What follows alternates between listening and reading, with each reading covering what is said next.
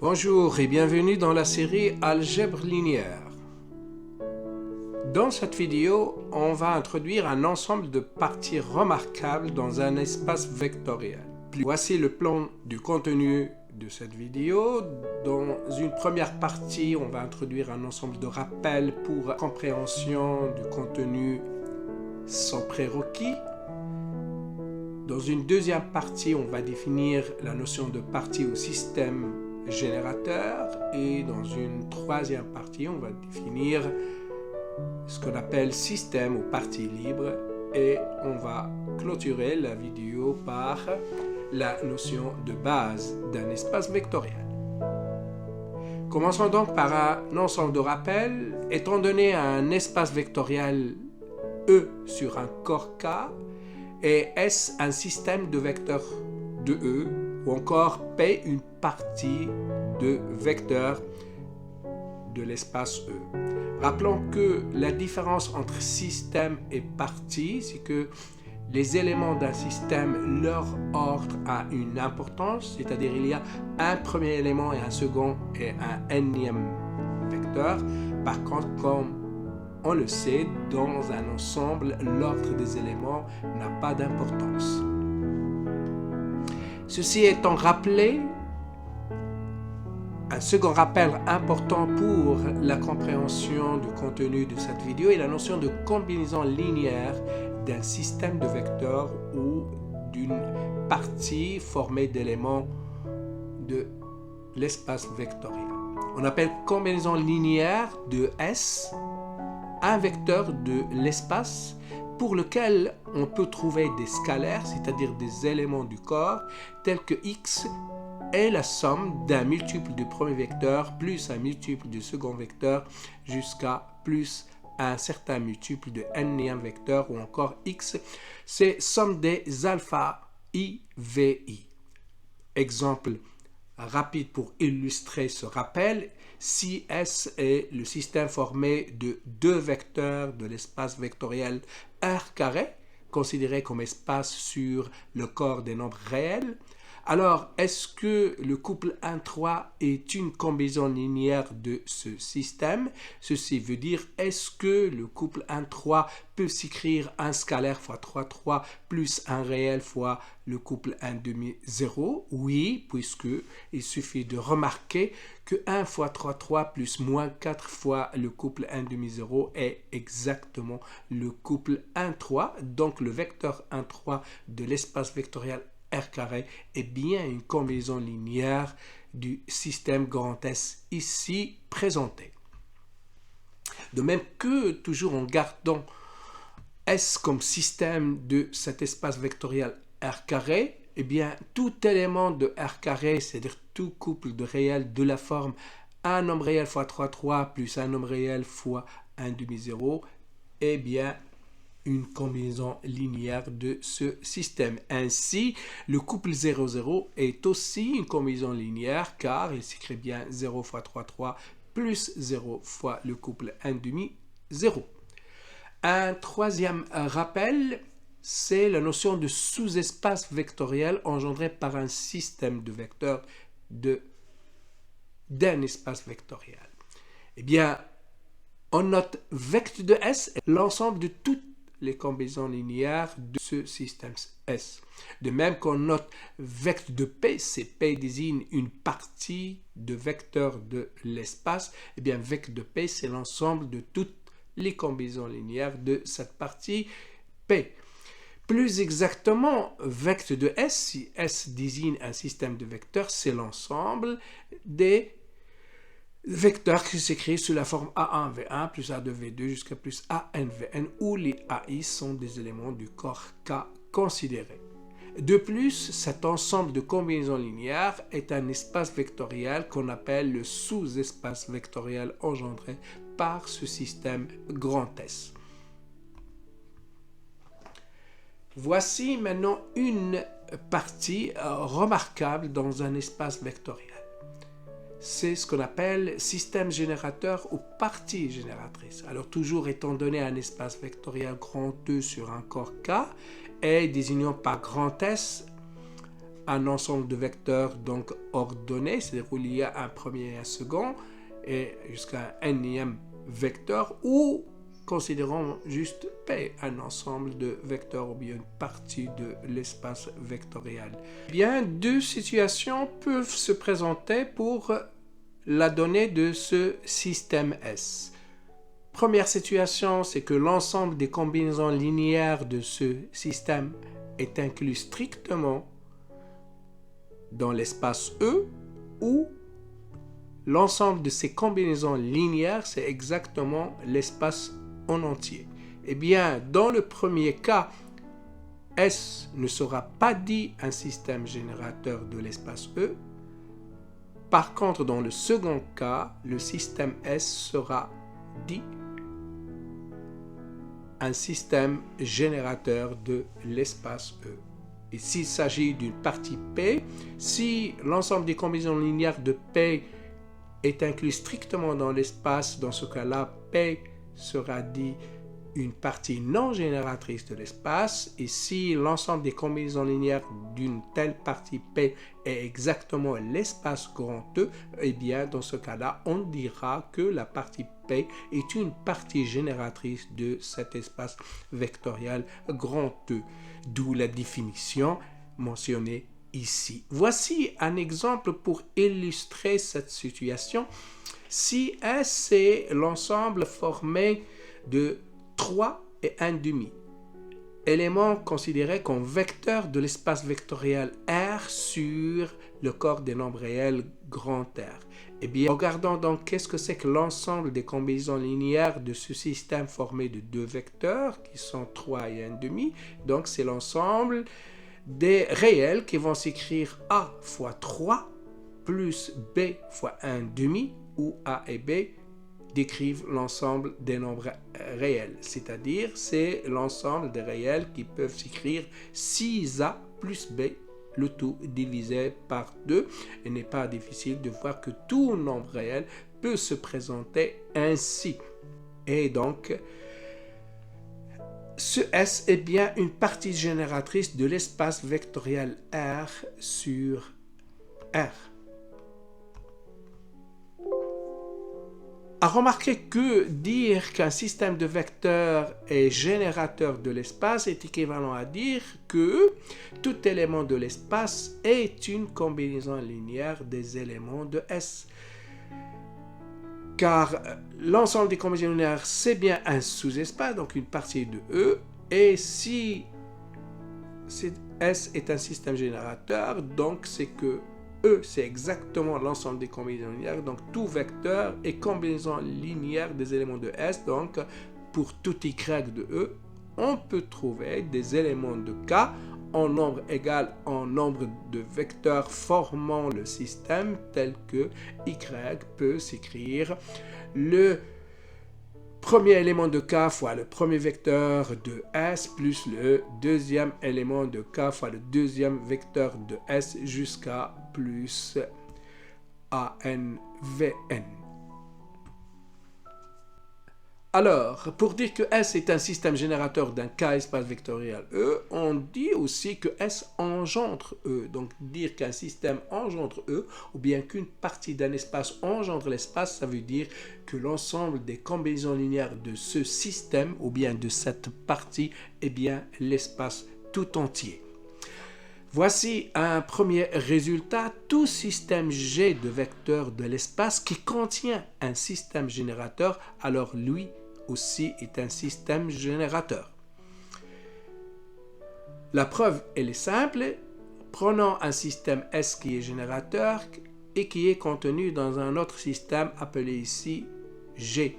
Alors, du fait que S engendre E, alors ça veut dire que E c'est l'ensemble des combinaisons linéaires de S, mais l'ensemble des combinaisons linéaires de S, elle est inclue dans l'ensemble des combinaisons linéaires de G, du fait que S est inclus dans G, mais toujours l'ensemble des combinaisons linéaires d'une partie d'un espace, elle est inclue dans l'espace. Donc on remarque ici que donc vecteur de G, ou bien l'ensemble des combinaisons linéaires de G, est coincé entre E et E, c'est-à-dire c'est égal à E, ou encore que G est bien une partie génératrice de l'espace grand E.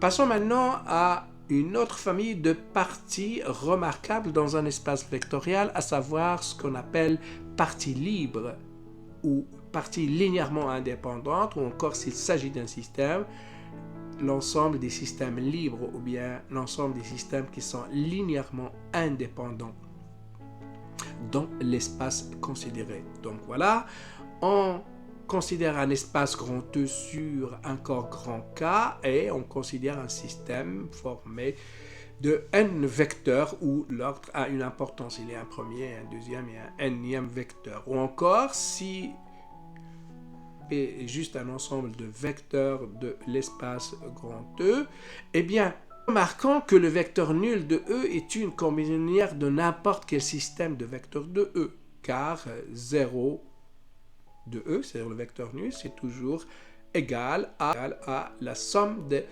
0 VI, aussi ici c'est le 0 du corps grand K. Rappelons que toujours le scalaire 0 fois n'importe quel vecteur, c'est le vecteur nul de l'espace. Et donc le vecteur nul de l'espace est bien une combinaison linéaire de n'importe quel système ou bien partie considérée dans cet espace. Mais la question est la suivante. Est-ce que 0 ne peut s'écrire que de cette manière-là? C'est-à-dire juste, c'est une combinaison linéaire nulle, c'est-à-dire les scalaires ici sont tous nuls. Eh bien, on remarque que ça dépend du système S ou bien de la partie P, que parfois 0 de E, c'est le vecteur nul, peut s'écrire comme une combinaison linéaire des vecteurs du système, mais ici les coefficients, bien les scalaires, ne sont pas nécessairement tous nuls. Et bien si on est dans cette seconde situation, c'est-à-dire si le 0 de l'espace peut se présenter sous plusieurs formes, alors dans ce cas-là, le système sera dit non libre. Et s'il ne se présente, si le vecteur nul de l'espace n'a que cette écriture comme combinaison linéaire de vecteurs de ce système grand S, et bien dans ce cas-là, on va dire que grand S est libre. Donc voilà, plus exactement, si le vecteur nul est une combinaison linéaire des éléments du système, alors nécessairement que les scalaires ici sont tous nuls. Dans ce cas-là, on va dire que S est un système libre, ou bien on va dire que P est une partie libre. Si maintenant il y a une seconde écriture du vecteur nul de E comme combinaison linéaire des vecteurs du système considéré avec ici au moins un des alpha et non nul, c'est-à-dire il y a une autre écriture du vecteur nul comme combinaison linéaire des éléments de S à part celle-là, eh bien on va dire que dans ce cas-là, S est un système lié ou bien linéairement dépendant. Voici donc la définition exacte. S respectivement P est dit un système ou une partie libre ou linéairement indépendant sur le corps si l'équation en alpha ici, les VI sont les vecteurs de système ou bien les éléments de la partie, donc ils sont connus. Donc les inconnus sont les scalaires ici, alpha 1 jusqu'à alpha R, égale vecteur nul entraîne la seule solution est alpha 1 égale alpha 2 égale alpha R égale 0 de K, et bien dans ce cas-là, notre système sera appelé libre, ou bien sera dit libre. Alors ça, pour S ou P, une partie finie. Maintenant, si on a un système qui n'est pas fini, ou bien une partie qui n'est pas finie, quand on va dire que ce système, ou bien cette partie est libre, eh bien, par définition, elle sera dite libre, ou bien ce système sera dit libre si tout sous-système fini, ou bien toute sous-partie finie de Q est libre.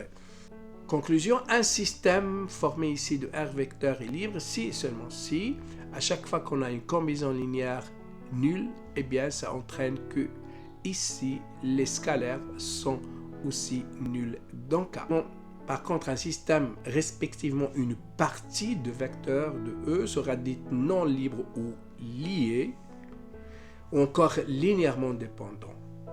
Par contre, donc, un système ou une partie de vecteur de E qui n'est pas libre sera dit lié ou linéairement dépendant. Alors, un système donc infini de vecteurs est lié s'il possède un sous-système lié fini. Parce que un système infini est libre, c'est tout sous-système fini est libre. Donc la négation, c'est l'existence d'un sous-système fini lié. Voici quelques exemples pour clarifier cette notion. Prenons ici un système formé de 3 matrices. Donc ici, on est dans cet espace, l'ensemble des matrices carrées à coefficient réel, considéré comme espace sur le corps des nombres réels. Alors, est-ce que ce système est libre ou pas? Donc, regardons, est-ce que le vecteur nul de cet espace, c'est-à-dire la matrice nulle, est-ce qu'elle est une combinaison linéaire avec des coefficients non nuls? Remarquons ici, si on effectue ce calcul, c'est-à-dire 2 fois la première matrice moins la deuxième, moins 2 fois la troisième, on retrouve la matrice nulle et donc ce système est bien lié. Comment on a trouvé ces scalaires? Eh bien, ça c'est un autre problème et une autre question. Voici quelques résultats. Pour un cas espace vectoriel E, on a 3 résultats. Tout système de E contenant le vecteur nul est lié. Donc, pour qu'un système puisse avoir une chance d'être libre, il ne faut pas qu'il contienne le vecteur nul. Il ne faut pas que le vecteur nul soit un de ces éléments. De même que tout ce système d'un système libre est libre, contrairement à pour une partie génératrice ou un système générateur, c'est que tout système générateur contenant un système générateur est un système générateur. Ici, c'est l'inclusion inverse. Lorsqu'on a un système libre, eh bien, toute sous-partie est aussi libre. Voici la preuve de ces propriétés. Donc, il suffit de montrer ces propriétés pour des systèmes finis. Alors voilà, considérons un système dont un de ces vecteurs est le vecteur nul. Ici, on a supposé que c'est le premier vecteur, mais ça ne change rien à la démonstration si c'est le deuxième ou bien le énième vecteur de ce système qui est le vecteur nul. Donc voici une combinaison linéaire de ce système qui est nul. Eh bien, ici, donc pour alpha 1 n'est pas nécessairement nul pour que ce résultat soit égal au vecteur nul. Et donc on a une combinaison linéaire de vecteurs nuls de l'espace sans que tous les scalaires ici soient nuls. Déjà le premier peut avoir n'importe quelle valeur du corps considéré. Et donc ce système n'a pas de chance d'être libre. Eh bien maintenant, considérons un système ici qui est libre et considérons un sous-système de ce système L. Supposons que S formait des n premiers vecteurs, d'accord, et le sous-système considéré, et montrant que S est libre si on suppose que L est libre. Eh bien, prenons une combinaison linéaire de S qui est nulle. Alors, si je prends ce n plus r uplet, ici dont les premières composantes sont ici les scalaires de cette combinaison linéaire et les r dernières sont les tous nuls égaux au 0 de k, eh bien ça c'est une solution de cette équation-là. Or, le système L est libre, donc ça nous donne nécessairement que ici les scalaires alpha i, tous ils sont nuls, donc en particulier alpha 1, alpha 2, alpha n. Donc en partant du fait que j'ai une combinaison linéaire d'éléments de S nuls et en utilisant le fait que L est libre, je déduis que les coefficients de cette combinaison linéaire sont tous nuls, et ce qui prouve bien que S est un système libre. Alors la troisième propriété nous disait qu'un système de E est lié si seulement si un de ces vecteurs est une combinaison linéaire des autres vecteurs. Alors pour la preuve de cette affirmation, si S est lié, ça veut dire qu'il existe un scalaire dont au moins un est non nul est tel que cette somme est égale au vecteur nul de l'espace. Supposons que par exemple c'est le premier, mais ceci ça ne change rien à la démonstration si ce n'est pas le premier, si c'est le deuxième ou le quatrième, vu que l'addition des vecteurs est commutative. Alors, donc en multipliant ici par l'inverse du scalaire alpha 1, on récupère que V1. Donc on multiplie ici par l'inverse de alpha 1 et puis je pousse toute cette quantité de l'autre côté pour récupérer que V1 est égal à ceci. Et donc V1 est bien une combinaison linéaire, ça de V2, V3 jusqu'à Vn. Et de même, supposons que V1 est une combinaison linéaire des autres vecteurs, par exemple que V1 c'est bêta 2, V2 plus bêta 3, V3 jusqu'à bêta n, n, Vn, eh bien ça va me donner que V1 moins bêta 2, V2 moins bêta 3, V3 jusqu'à moins bêta n, Vn égale le vecteur nul, c'est-à-dire que le vecteur nul est une combinaison linéaire de V1 jusqu'à Vn avec au moins un scalaire non nul, à savoir celui de V1. Donc on a si et seulement si. Ça veut dire qu'un système est lié si seulement si l'un de ces vecteurs est une combinaison linéaire des autres vecteurs. Arrivons maintenant à la quatrième famille de systèmes ou bien de parties d'un espace vectoriel qui joue un rôle important, c'est pour ça qu'on l'appelle partie au système remarquable d'un espace vectoriel. Ce sont les systèmes ou les parties qu'on appelle bases d'un espace vectoriel. Eh bien, qu'est-ce que c'est que ceci? Ce sont les parties qui ont la propriété d'être générateurs et libres en même temps. Plus exactement, étant donné un espace vectoriel et un système de vecteurs, ou bien une partie de vecteurs de cet espace vectoriel grand E. Alors, donc, pour ce système, où on passe cette partie, s'il est générateur et libre à la fois, eh bien, on va dire que c'est une base. Si S n'est pas générateur ou S n'est pas libre, eh bien, on va dire que S n'est pas une base de cet espace vectoriel. Plus exactement, donc voici la définition, le système S ou bien la partie P sera dite une base de l'espace si elle est à la fois un système libre et générateur de cet espace vectoriel. Voici quelques exemples pour illustrer cette notion, toujours considérant l'espace des matrices carrées à coefficients dans le corps des nombres réels, c'est un espace vectoriel sur le corps des réels, et considérons ce système formé de ces quatre matrices. Ce système S1 est bien une base. Pourquoi? Parce que si vous prenez un scalaire fois cette matrice plus un scalaire alpha 2 fois celle-ci et un troisième scalaire fois cette matrice plus un quatrième scalaire alpha 4 fois cette matrice, on va récupérer la matrice alpha 1, alpha 2, alpha 3, alpha 4 égale la matrice nulle, ça va entraîner que les alpha i sont nuls. De même que un tel système est les générateurs parce que toute matrice carré A, B, C, D s'écrit petit a fois cette matrice plus petit b fois celle-ci plus petit c fois cette troisième matrice plus petit d fois cette quatrième matrice, et donc S1 est bien un système générateur de l'espace des matrices carrées à coefficients réels, des matrices carrées d'ordre 2, je veux dire.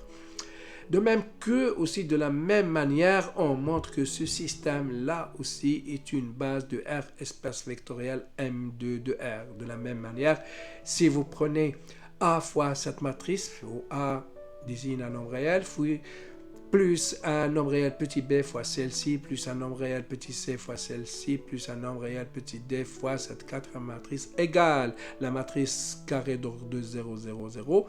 Vous allez vous retrouvez avec un système de 4 équations à 4 inconnus dont le second membre est 0, 0, 0, 0 et la solution est unique et c'est 0, 0, 0, 0. De même que, par contre, pour ce système-là,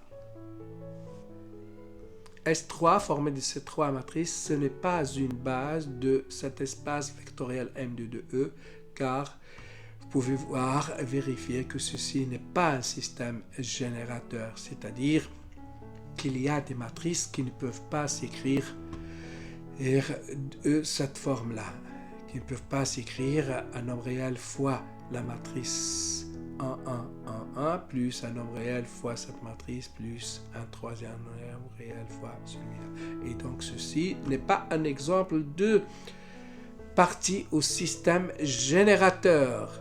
Et donc ceci n'est pas un exemple de base de R espace vectoriel dans cet espace M2 de R.